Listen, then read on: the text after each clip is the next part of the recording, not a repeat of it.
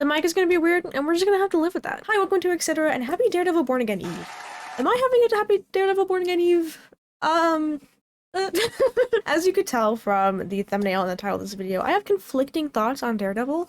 I also am nervous that, okay, we are filming. This is my manifesto. Call me Lewis from Punisher. I just finished season 1. I'm not gonna bomb any buildings. I'm not gonna bomb any buildings. Actually, we'll see how Daredevil Born Again is. I have feelings on Daredevil, and I do have some personal feelings just about the character itself and certain things that I'm just like meh about.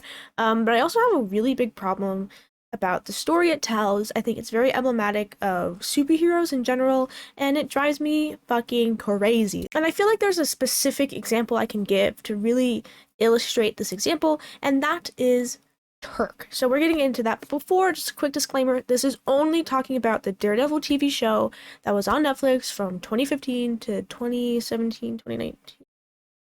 I guess I need to do more research. But we're just talking about the show. I am not talking about any of the comics. I am sorry, I have not read any Daredevil comics because my first impression was the show, and it soured me so much on him. If you have recommendations on Daredevil comics for me to read, please tell me in the comments and give me $5 and then I'll read the whole run. Okay.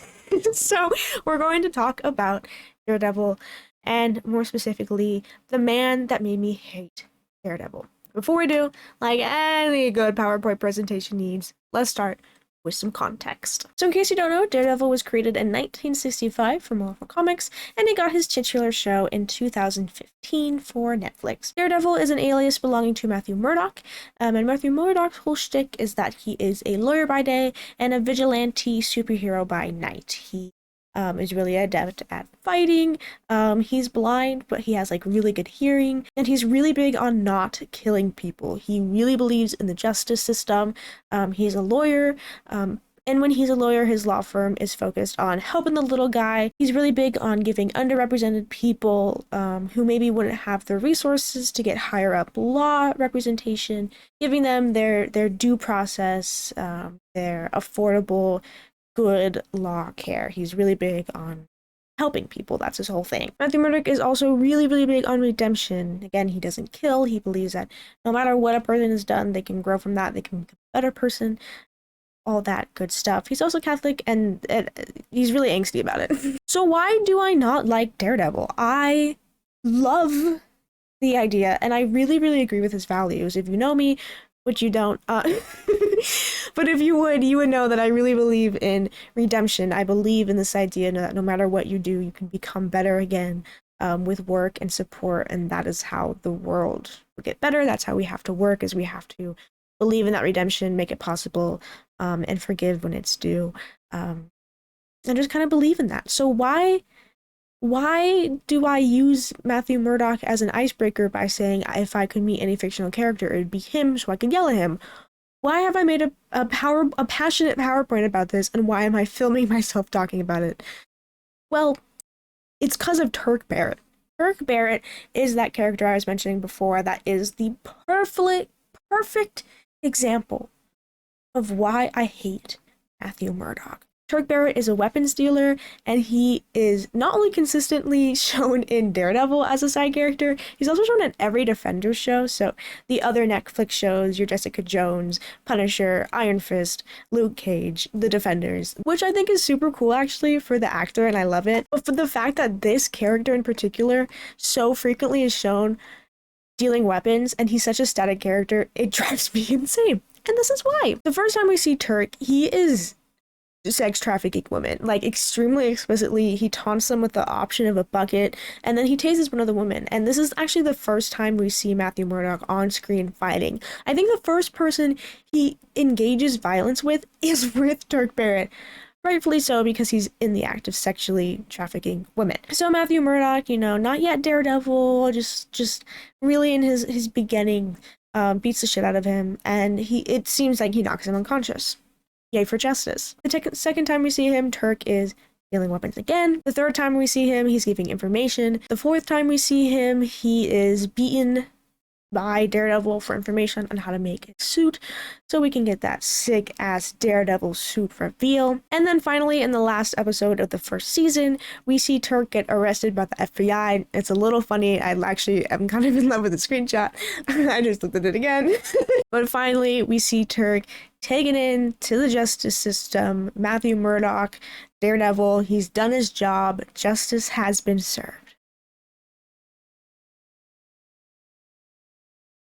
So Turk is in season 2, episode 1. We see Turk again, second season. They're in a random alley. They've been talking about information, and then Turk gives him the information after Daredevil threatens him. I think he slams his fingers in a trunk, and then Turk says, "Come on, let a brother go. Come on, D, I'm on parole. I can't go back to jail. Please, I missed Hell's Kitchen," which is where they are in New York. And Daredevil says, It didn't miss you. Turk says, "Fine. You know what? Be like that, because we both know I'll be back out by the end of the month." And then he gets cut off by Daredevil jabbing his throat, and then Daredevil says, "I'll see you then." We're gonna get back to this. Before, I just want you to know, I understand how stories work. In order to move the plot forward, you need to have a character that can give you information that your main character can act on to come to the conclusion of the story. That's how things work. That's why there's always an informant type in superhero movies. That's why there's always a guy in the chair to allow the logistical things to happen. It's how it works. And I get that. Sometimes to tell a story you need, you just gotta make things happen. That's okay. There's a suspension of disbelief, and I know that. I know that. But I can't suspend my disbelief for seeing Matthew Murdock fail to help Turk, to fail to see Turk change, because Daredevil is kind of a serious show. Daredevil wants you to take it seriously. It has this whole gritty thing going on. The showrunners make a point to have Matthew Murdock get the shit beat out of him because he's just a regular fucking lawyer, besides all the extraordinary stuff. But that's the whole thing, right? That's why he always looks like shit. I mean, they have this man falling in dumpsters. They have him just bloodied and bruised. This tweet is so fucking funny and so true. This man has 3 knives out of his chest. It's gonna be so good. Like, this is what Daredevil is about. It's about a little more realism in that superhero realm, and it takes itself seriously. Listen to some of the dialogue. Watch the way the show is shot. It is not supposed to be a quippy Guardians of the Galaxy Avengers movie, all right? They're tightening it up. Listen to some of this dialogue and tell me this isn't a show that wants you to listen to it. Almost, I suspect, as much as he loves his mother.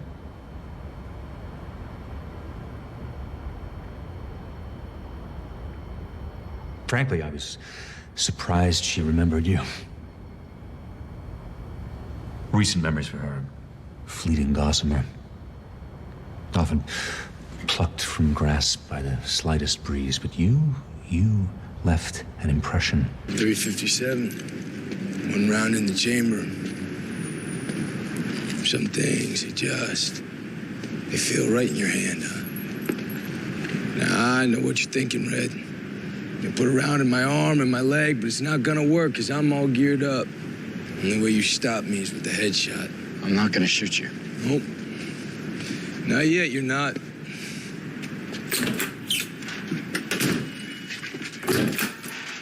Time to put a face to all your fancy talk about redemption. Elliot Groot, a.k.a. Grotto. I don't wanna die. What did you do to him? I caught this piece of shit stealing a car trying to skip town. Scared, I'm sorry. I was running for my life. Stop it, Frank. He doesn't deserve to die just because you caught him stealing cars. Is that what you think? It's up to the law, not me and not you. Just tell him a little bit about yourself. You have no right to do this. I'm nothing. I'm just nobody. Oh, yeah, not all. I pour their drinks. I drive their cars. You were doing a little more than that a few months ago. I won't ask again. Say the words, asshole. I did it. I killed him. I killed him with Batuna's head. Oh. But I swear to God. I didn't know. The old lady was in the house. What old lady? What did you do? I didn't know she was in the house. She wasn't supposed to be in the house.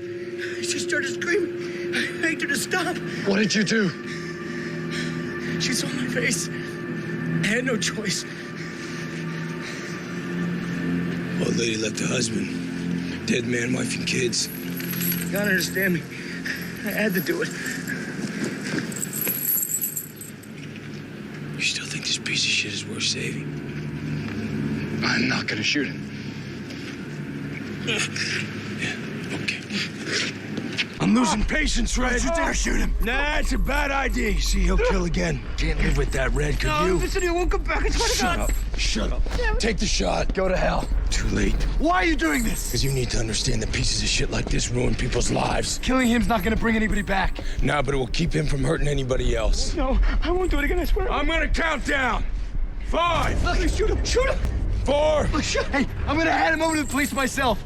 I'm gonna make sure he pays for what he's done, Frank. 3. Shoot him, do it. Take the shot, Red. Take the shot. No! You don't do it, his death's on you. Either way, you're a killer. 2. What kind of choice is that? The kind I make every time I pull the trigger. Nothing shines up a halo faster than a death, Matthew. But funerals are for the living.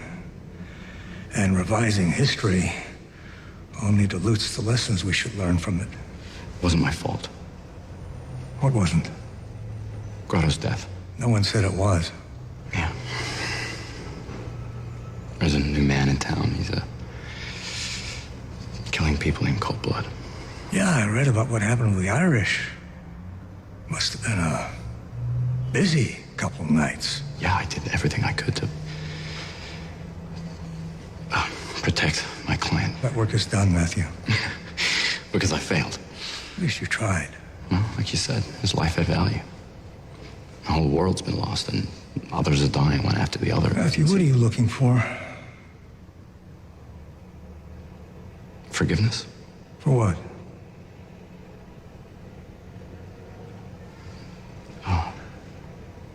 Not doing more? You just said you did everything you could. You're the man I understand you to be. I'm sure that's true. Then why do I still feel guilty?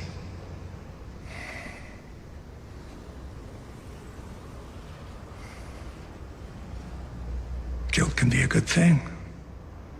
It's a soul's call to action. Like, they want you to listen. They want you to feel these emotions. There's so many incredible philosophical debates going on in the show with the Punisher, and when Daredevil come in, the Punisher, very famously known for killing anyone he disagrees with, which is a total opposite to Matt's let's save people. We have Matthew Murdock, no killing with his friend Karen. You really think this is the first time I've shot a gun, Paige? That's my bitch. Anyways, there's some really interesting philosophical moments in the show that bring up some really cool questions. So why can Turk slide as a character? Let's look again at the scene in the first episode of season 2. Turk has just given so much information, and he says, let me go, I'm on parole. He's dealing weapons, but he's like, I'm on parole, I missed this place, like, let me go. And then Daredevil says, it didn't miss you, quip, so you're so cool, Matt. But this is the real substance of the scene. Turk explicitly says that after you arrest me, I'm gonna be right back out again. And Matthew says, yup, and I'll see you then. That is not a gotcha. Matthew, you are ineffective. Turk is my guy because he is explicitly shown again and again and again unaffected by the actions of Matthew Murdock. Matthew Murdock has all these rants about redemption, and then we don't see it work. Clearly, the problem is the way criminals are handled in this society, right? There's no reformation, there's no chance for redemption, it's just punishment and releasing out, and that is not an effective way for people to change. Fear and violence do not spur change in people who get money selling weapons, all these things. That's not how this works. And Matthew Murdock acknowledges this. He says, I'll see you again. But that's not change. Matthew Murdock is just willingly stepping into this cycle, into this never-ending Sisyphusian, I'll beat you up and I'll see you again. And that's horrible.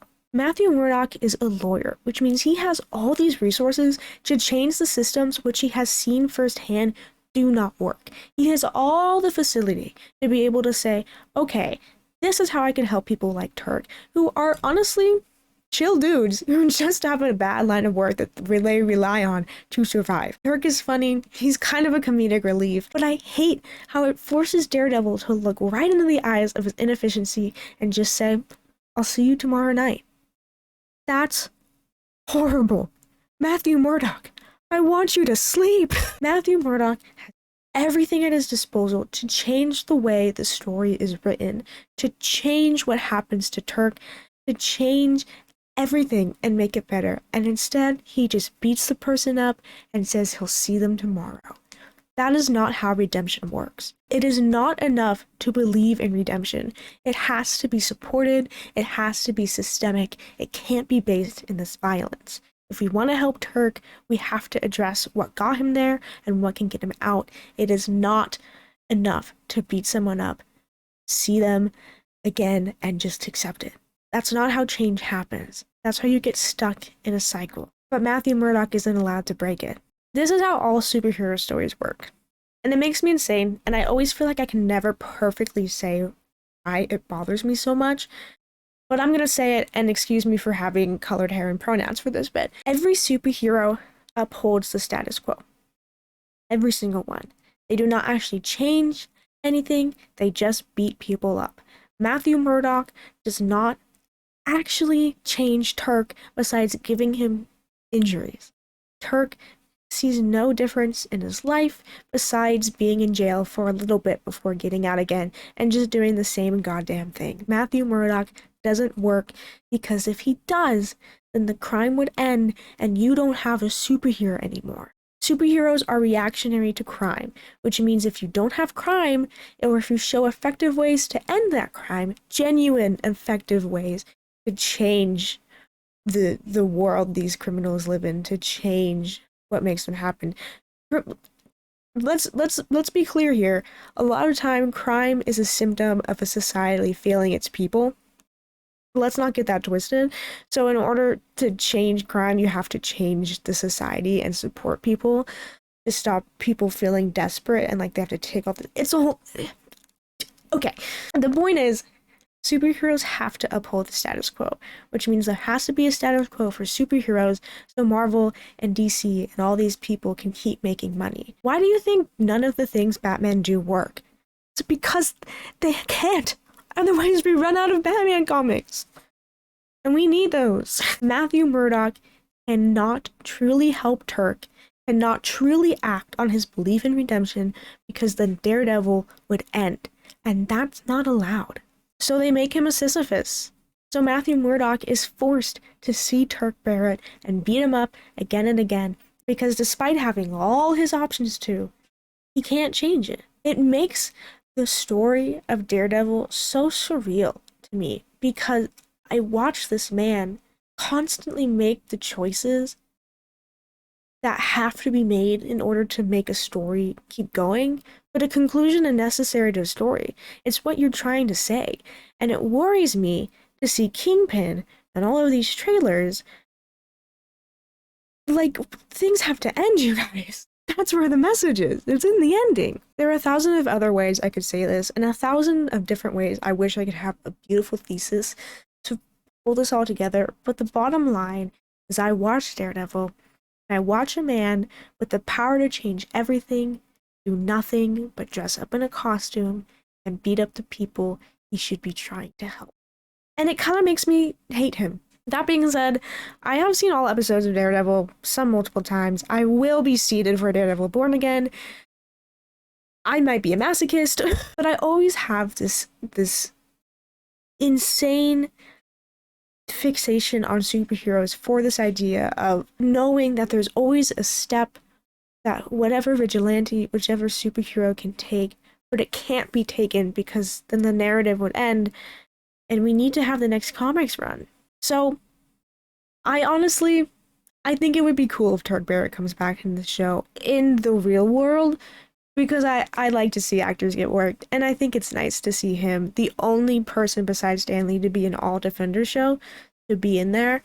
But also, if I see Turk Barrett selling weapons, and I just look at Matthew Murdock, look at Turk Barrett, I'm gonna rip all my fucking hair out because I'm gonna see a man, once again, do everything one step short of actual change. And it hurts to watch your superhero you like be in a time loop because they're in a narrative and they can't change anything. One must imagine Sisyphus blind. Alright, that's all I got. I hope this was literally intelligible at all. I keep trying to put in like another thesis statement that works, but all I can say is superheroes uphold the status quo, and it makes what they're trying to say about justice really strange and skewed. And read the fucking PowerPoint. I said more things in there.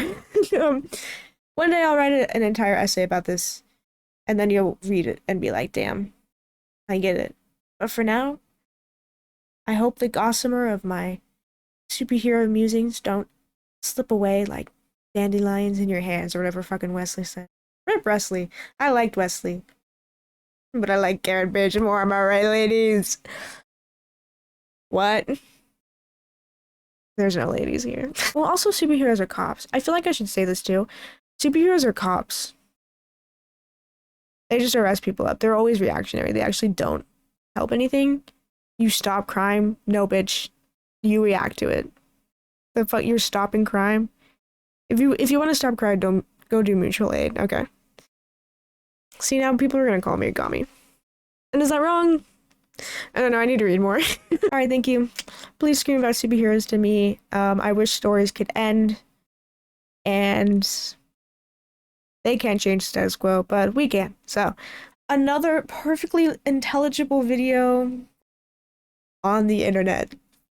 This is my digital footprint. Thanks for stopping by. Bye-bye!